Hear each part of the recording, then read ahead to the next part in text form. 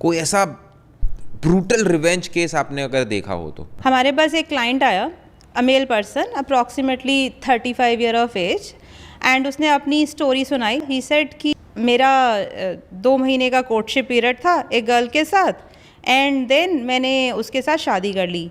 Courtship period में I accepted कि ठीक है हम शादी कर लेते हैं, और मैं कोर्ट मैरिज पे भी एग्री हो गया, कभी कुछ दिमाग में डाउट ही नहीं हुआ।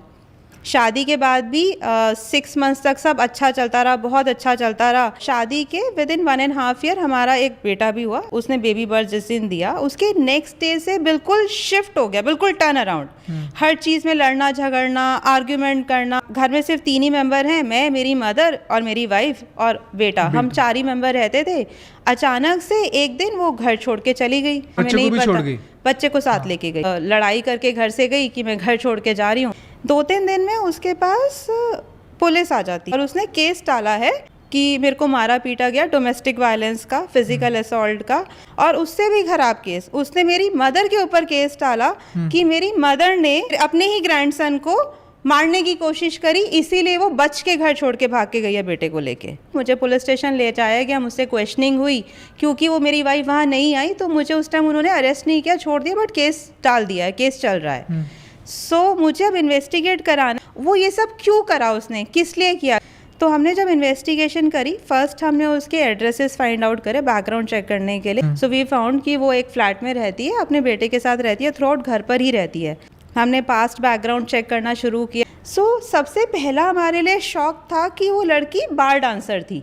हमने फिर जब उसको फिजिकली फॉलो करना स्टार्ट किया, वी फाउंड एक दिन वो एक क्लब में गई, बार क्लब में, और वहाँ पर उसके एक already aged person, middle age person उसका वेट कर रहा था। वो दोनों वहाँ पर 1.5-2 घंटे बैठे, उन्होंने बात करी, फिर वो चले गए। हमने उनकी सारी वीडियोस बनाई कि वीक में 1 बार या 2 बार वो दोनों मिलते थे। हमने उसकी कार उस लड़की के घर में आते देखी।